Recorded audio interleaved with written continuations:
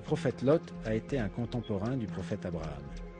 Il a été envoyé comme messager à l'une des communautés vivant non loin du peuple d'Abraham. Au sein de cette communauté, comme nous le dit le Coran, régnait une perversion inconnue au monde jusqu'alors, à savoir l'homosexualité.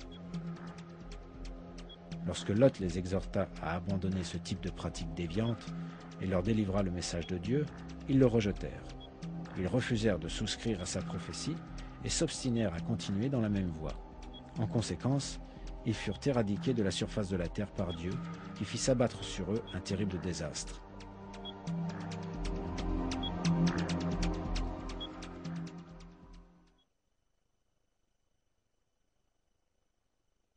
Et souviens-toi de Lot lorsqu'il dit à son peuple « Commettez-vous des turpitudes que nul à travers les mondes n'a commises avant vous. Vous copulez avec des hommes en renonçant aux femmes pour assouvir vos appétits. Vous êtes un peuple livré à ses excès. »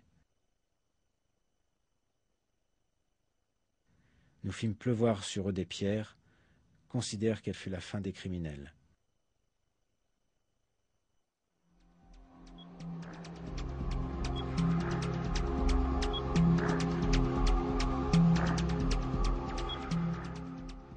La cité où vivait le prophète Lot et qui fut détruite par la suite a été découverte récemment lors des fouilles archéologiques. Il s'agit de l'ancienne cité de Sodome, telle que désignée dans l'Ancien Testament. Des études archéologiques révélèrent que la cité est plus précisément située près de la mer Morte, à la frontière israélo-jordanienne actuelle. La zone est couverte de grands dépôts de soufre. Le soufre est un élément qui apparaît suite à une éruption volcanique.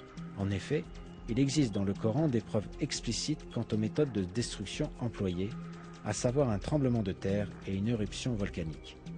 L'archéologue allemand Werner Keller déclare ceci à propos de cette région. La vallée de Siddim, incluant Sodome et Gomorrhe, située le long de cette grande fissure, a un jour brutalement plongé dans l'abysse. Leur destruction survint suite à un grand tremblement de terre, probablement accompagné d'explosions, d'éclairs, de fuites de gaz naturel et d'incendies généralisés. Dans la haute vallée jordanienne, près de Bashan, il existe encore d'énormes cratères de volcans éteints. De grandes coulées de lave ainsi que d'épaisses couches de basalte ont été déposées à la surface du calcaire.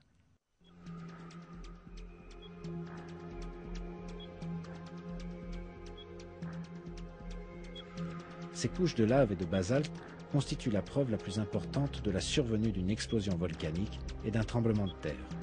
Dans tous les cas, le lac Lot, connu aussi sous le nom de mer Morte, se situe au-dessus d'une zone à activité sismique, en d'autres mots, une zone sismique.